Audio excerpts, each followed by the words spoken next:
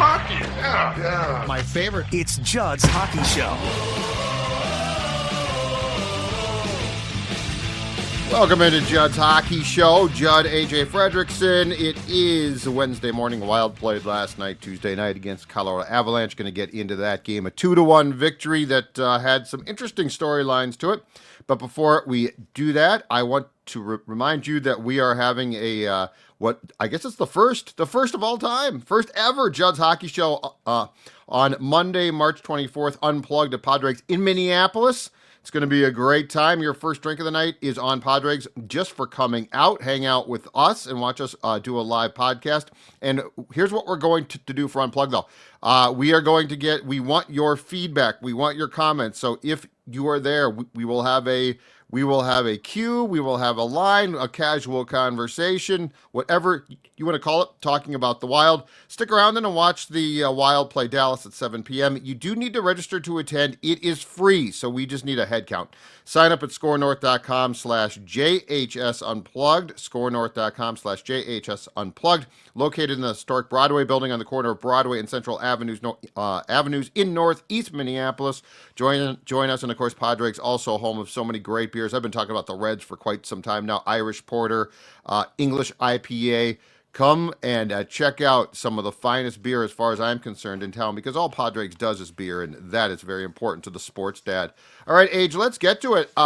Interesting game last night. Now, I think John Hines probably loved it, and it's probably the way that the Wild has to play in order to try to win, which is incredible structure, which is an acknowledgement, no matter what they say, of, and I know that they're talking about, well, we're getting chances offensively, and occasionally they are, but they're not going to score a lot without Kaprizov. They're just not scoring a lot. A really interesting game, though, because now Colorado, a little bit tired, coming off a 3-0 win against Chicago and Colorado the night before, so back-to-back for them, they had to fly.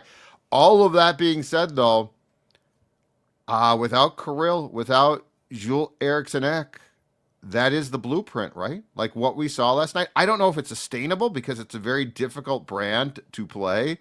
And they did a hell of a job. Like Nate McKinnon, they bodied him up. They did a really good job. It was purposeful, but how sustainable do you think that this is? Because I think it's their only way until Kirill, if and when Kirill and Eriksson come back. Sustainable is going to be like a night-to-night basis, because I feel like this style of play is more frustrating than it is impactful. Like, they obviously did a good job executing last night, and the game plan clearly is we have to play a certain type of swallowing, suffocating, tight hugging defense, and frankly, they did that.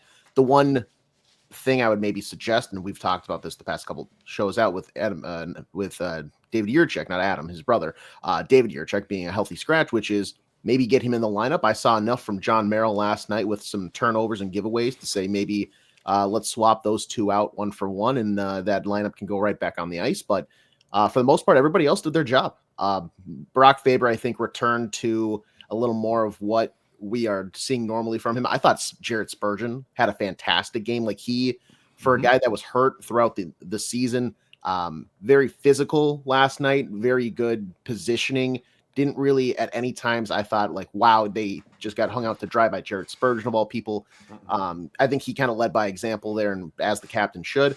Up front, a lot to be desired. I mean, for people that are paying to watch that game, frankly, I feel bad because it was boring. It was a 2-1 shootout win, where at the end probably you were like, wow, this is great. They won. Fantastic. We're here for one of the few wins at the X. Right. But that 5-on-5 or the 5-minute 3-on-3 overtime, that's got to be against the Geneva Convention. That is so. I want to talk about ugly. That. Yeah, and we'll get to that. But yeah, we have to get to that. Yeah, scoring chance wise, like they very much are picking where to get the puck to, and that's right on the top of the net.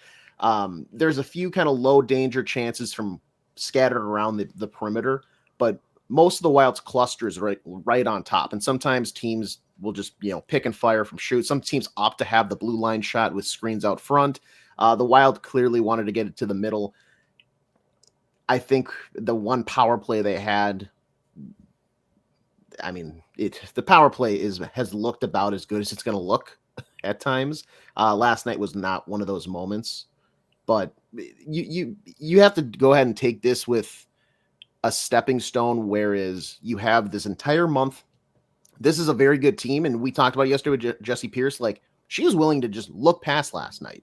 Did assume they are not getting any points, Right. and then the next 5 or so games where they really need to batten down the hatches. But 2 points last night. I mean, that's you split 3 essentially with the Avalanche picking up 1 with the shootout loss, but that's a good starting point for this team on a very, very long homestand. The month of March is essentially entirely in St. Paul. That's good momentum. And if there was any bad vibes after seeing Brock Faber against the Penguins smash his stick and throw his glove in, I'm not going to say a hissy fit, but in probably a fit of frustration. Yep. This probably turns all of those bad vibes around. So as ugly and maybe unappealing for a viewer this win was, they got the job done. So there's a pat on the back there somewhere, but it's not like this is the worst win of all time. I'd also say we've seen much uglier wins. So it is what it is. It was a hockey game. Yeah. I did think so. Evidently, at some point in time between the Pittsburgh loss on Sunday and then the game last night, so I would guess at practice on Monday, John Hines showed the players some clips of what they were doing offensively, and he's like, the process isn't wrong. Like, you're doing the right things. The puck will go in. I would debate that a little bit, but what I will say is it did feel like they came back last night and they played, to use the term again, a very structured game, a very, just the way that you have to play, which I felt.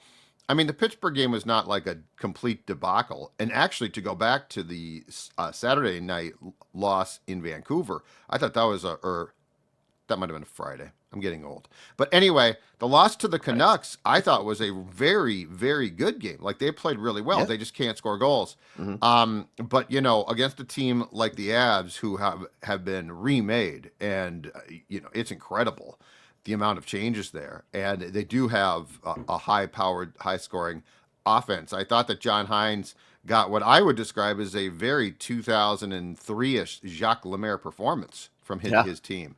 Like, that's what that was. That was, for you kids out there, what you saw last night was how the Wild played and how the league played way more when the Wild started in 2000, which is, to your point, I mean, boring is relative because there are some, like it can get worse than that, but yeah, it's certainly not exciting, and it's certainly not a style where it's like, oh man, there's some flash here, there's some, you didn't see the occasional, especially from the home team last night, the occasional wow play or wow. It was very conservative on purpose because they didn't want the Avs to be set up for a position to turn back up ice. But I will say this as well. Filip Gustavsson last night, this is what you need. Filip Gustavsson last night played really, really well. And I didn't know until I saw a Joe Smith story today in The Athletic how bad he had been career-wise against the Avs. He's just been awful, which I didn't know. But, 28 shots last night. The one fluky goal against in the third where it was Samuel Girard backhander that got tipped. But this is I guess I have 2 questions. Is one, can the entire team play like this consistently? Because you can't take a shift off. No. That's the thing, is you cannot take a shift off. So can the entire team play like this all the time, which we've talked about before? And the second thing is, can Gustavsson play like this all the time? Because there's the one that, as I sat there in the press box watching the game last night, the one thing that kept coming to my mind was this: no margin for error. Yeah. Zero margin for error. Like McKinnon, you let him go one shift, you're done. Mm-hmm. So can everybody for the remainder of the season, or at least until Krill gets back, which I have debates about. I saw him last night downstairs. He's alive. He's alive. He's alive and well dressed. So Kirill Kaprizov, thank God, is alive and well. But that's the question. You can't have off nights. Playing this style, if you have an off night, you are done. And that includes your team structure and your goaltender. And I mean, you can ask of it, but it's a big ask.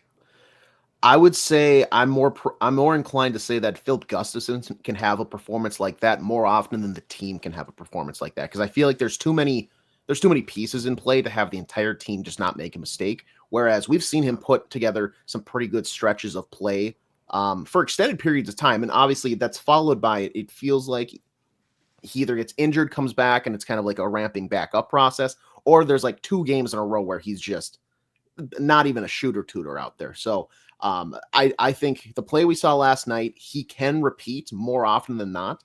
But you're going to need the defensive effort in front. And that's where I think things really have to come into play.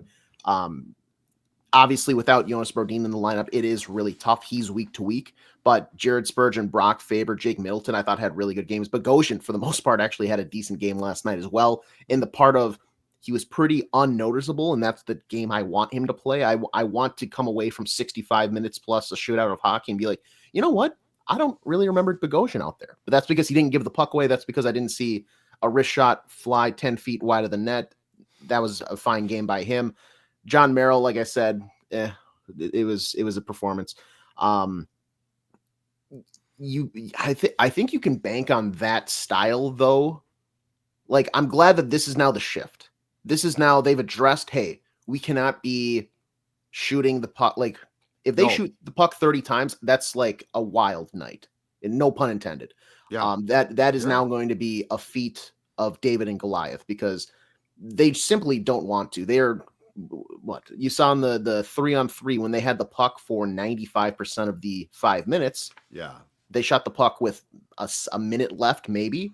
It was pretty poor, because they're looking for like the perfect chance every single time. And that's where I think you're going to have a downfall, where if they don't score 2, you're going to be in trouble for a night. You can't wait. And that's where I'm sure John Hines, I would expect, based on the line changes and reactionary coaching we've seen, he'll adjust at some point in a game if it's just simply not working. But this game plan of, okay, let's sit, and we're going to wait for the very perfect moment until we're on the very doorstep to knock on the door. Sometimes you got to throw a shot on door from the sidewalk, like you're still in the driveway. You can throw one off the window and just hope that it ricochets to the front. It's okay to have that type of mentality, but when you're not able to penetrate the front, the Avalanche were kind of letting them last night at times, and they got their chance early. For the most part, though, you have to be ready to adapt at some point, especially in the third period, if you really have had a tough go of it up until that point. Yeah. So one positive, because I didn't think he had a terrible game on Sunday against the Penguins, although he probably didn't put together 3 periods. Matt Boldy last night had the assist. He made the play on the turnover by Colorado, which led to the Wild's 1 regulation time goal. 5 shots on goal. Played really well, I thought. Now, this is the problem. Sometimes he does this, and then you won't see this again. In fact, his twin, who now plays for the Avs, Charlie Coyle, who was Matt Boldy before Matt, third line center last night for Colorado. I think I noticed him twice. So, thank you very much, Charlie, because you are still you. But I thought that was encouraging. The other thing I thought was encouraging, and this can lead into another topic, is Marco Rossi was 11 wins, 5 losses in the faceoff circle. Mm-hmm. Marco Rossi had a sneaky, pretty good game. Yeah. He also had the assist. He dropped the puck to Zuccarello it was Boldy to Rossi to drop to Zuccarello for the goal, and the penalty kill last night. They were 2 for 2. 2 for 2. But they were 2 for 2. The Avs came in, I think they're ranked 10th. So they're surprisingly not a top 5 power play. But you know what? Between Gustafsson making stops, the Wild being engaged, and it does appear, so Nyquist killing penalties now, Boldy, which he's been now for about 3 games, and I thought he did a pretty good job last night, Rossi winning faceoffs. Marco Rossi being on the penalty kill is an interesting thing. I don't know it's going to work all the time, but I do like it, and he does have the grit to do it. So 2 for 2, killing off 2 penalties when you have a penalty kill that is the worst in the league at home is probably one of the highlights of your night last night. Yeah, absolutely. And I would say I think the benefit is that they got a very good matchup on the faceoff dot. Like Marco Rossi, I think is an average to a slightly above average faceoff taker, but the Colorado Avalanche, for as good as Nathan McKinnon is, he's a mediocre faceoff taker at best. Brock Nelson, who they acquired at the trade deadline, is subpar. Like he's okay, but you have him for the 30-ish goals he scores a year and kind of drives play offensively. Right. The one guy who really excelled for them was Jack Drury, who was 10 for 2 on the faceoff dot. And he was paired up. I think he went against like Freddie Gaudreau most of the time. So Freddie Gaudreau had a rough go of it. Marco Rossi made the most of his opportunities against a Nathan McKinnon, against a Brock Nelson.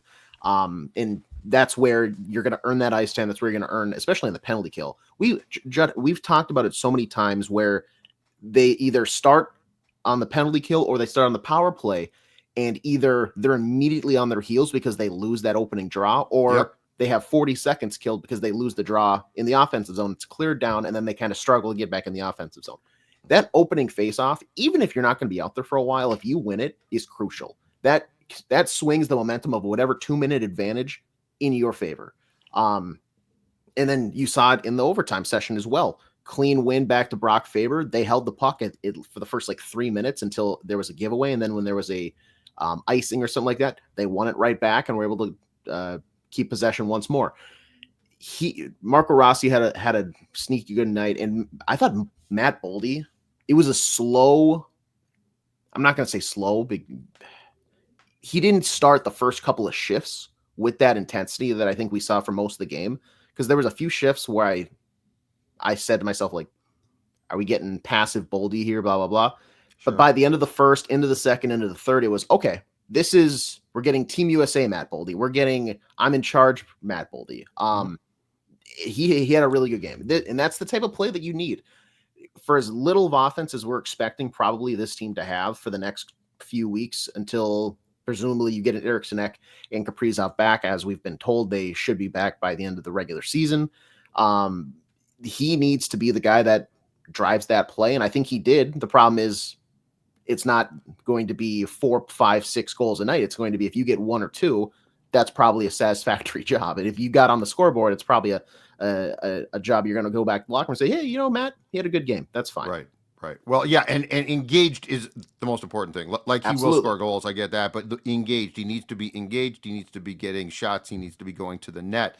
Our last topic, which will be the topic of the atrocity that transpired at the end of that game, brought to you by our friends at Parlor Bar, the perfect spot to stop before a Wild game. Parlor Bar is on West 7th Street in St. Paul, right down from the X. Open 4 to 10 p.m. Monday and Tuesday, 11 a.m. to 10 p.m. Wednesday through Sunday. A great brunch, and I'm going to tell you right now, a great pregame stop. If you are going to a Wild game and want a bite to eat, it is absolutely fantastic. We've talked about, and most of the world knows about, their fantastic burger, but how about the chicken sandwich? I've been talking that up. That is a first-line winger from Parlor. Don't sleep on the chicken sandwich.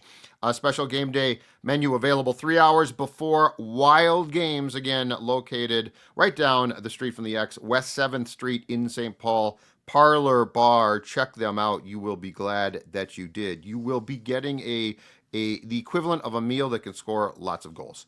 All right, so last night, 5-minute overtime. Colorado, high flying. And it was very, very clear that the Wild had a strategy and that John Hines was behind it. And it was the NHL should watch this today and begin to make changes in this format, because the Wild, I mean, Jacques Lemaire would have been crying. He would have been so proud on his couch watching the Wild ruin this thing. And look, it worked for them and they got 2 points, so you cannot argue it. They got it to a shootout. They won the shootout. It was the best thing for them. It was the worst thing for the league. So we have seen more and more. It used to be sort of a race to score, and now we've seen more and more of the cycling back, the circling back. You keep the puck, you pass the puck, you pass the puck back. You're trying to keep possession, because if you give up possession, it's a big deal. Now, kudos to the Wild, as they won a couple of faceoffs that gave them possession, and they maximized that. Where I had a problem, though, last night as a hockey fan was, I believe, one, Boldy had the only shot, which he took with about 2 seconds left, and 2, they were legitimately on purpose passing up good scoring opportunities for the sake of not giving up possession. This is not what God intended. This is not what any man, woman, or child wants to see. And the reality is there has to be some type of rules put in for either passing the puck backwards or skating backwards, because what we saw last night was, in my opinion, and 3-on-3 when it started, I thought was great, Age. That was the worst 3-on-3 I have ever seen in a game. Ever.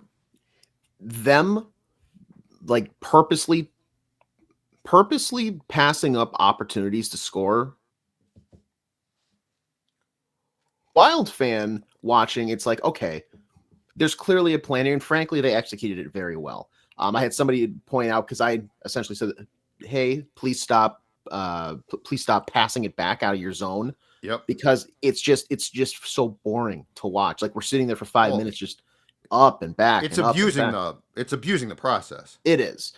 Because they're never going to just let you walk in uncontested for a chance. Like, you're just not going to do that. But they said, hey, it's better than a track meet, essentially, with the Colorado. And yes, I would agree. Or as soon as they got the puck, Cale Makar almost walked around, I want to say, Marco Rossi, who got a decent stick on it to break up a play. But yeah, they got the points. They went to the shootout, and Colorado, surprisingly, like Marty Meachis, I don't even think he technically got a shot off. That was the shootout. He didn't. That was a pitiful effort. But it's frustrating. There's as a hockey fan, that's just not what that should be. And I know everybody wants the game to be settled in actual competitive play. I think most people would say avoid the shootout if it means there's action in the 3-on-3 overtime. There needs to be some sort of rule of, as soon as you cross, like, you can't go past your own blue line, or even if you want to be more aggressive, the red line. I don't know. It's tough because there'd be so many whistles, I feel like, now.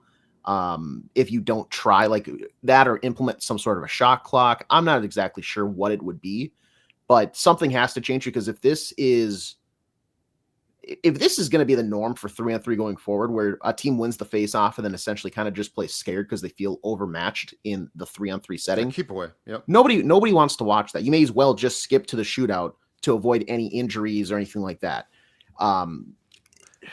If that had been another team, if you were a hockey fan in this state and that had been a team that was not the Wild, and that's the crap that you got, you would be very upset. If it was flipped and like the Wild were the overpowering team and the Avalanche were sitting there for 4.5 minutes, you'd be pissed. The booze would be raining down. It would have been deafening at the X last night, I'm sure. But because it was the Wild, it was like, okay, hey, go Brock, go, come on. Yeah, well, and Brock was he's out there point guard. Yeah, he was the point guard. Well, they basically told him end the game. Yep, end the game, or end the hockey portion. The shootout's not hockey. End the hockey portion. Just keep the puck. Play keep away. So what do you think is something? What do you think is the best rule? Do you think it's a shot clock? Do you think it's a shot clock? Probably forces, because then you can still use the entirety of the ice if you want, but it forces you to. I don't want you to use the entirety of the ice. I think it's the red line. I think you can't pass back, and I think you can't circle back past it. Once you're and if you do, it's a face-off in your zone, and you can't make a change. Okay, so it's like an icing, essentially. Yeah, so I'd force your guys to stay on. The only problem I see there is that, like, if a player's contested, does that also count? Like, if they are forced back, or is it then, you just have to cut your losses and you're going to dump it in and just give them possession? I would go for that. Okay. You've got to get the puck to move. You've got to get the puck to move.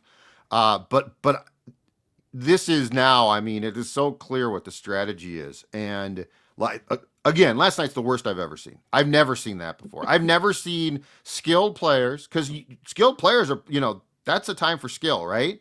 Skilled players were playing like they were sixth line guys, and it was like you might as well have put Trennan out there. Yeah, it's like don't do anything that's out. Now he's not skilled enough, but the point is you basically told Boldy, do not, whatever you do, use your skill, other than to play keep away. So the same with Brock. Like, you're good enough to play keep away, so just do that. But I thought that was, and you know what? Them's the rules. The Wild used it. The Wild won. That's not the point. The point is, for the good of the sport, that has to be looked at. And it's trending in that direction. Like, that's the worst abuse I've seen, but I can't say I'm shocked because it's been going this way. And the circling back and the passing back. But I mean, this one was Matt Boldy crosses the blue line, surveys the scene, passes back. Like, there were shots to be had. Yeah, absolutely. You need changes of possession. No, they didn't create this for no changes. All they did was a more visually appealing, like eating the puck along the boards. Yep. For 5 minutes. Yes, they exactly. they just skated in open and ice. you're not supposed to do that. So yes. Yeah. Okay, we are done. Judd's hockey show. I think we should probably try and do one on Friday after the Rangers game. So the Wild continuing their 7-game homestand. Game 3 will be against the New York Rangers on Thursday. We'll be back with you Friday. Thanks for watching. Thanks for listening. We'll see ya.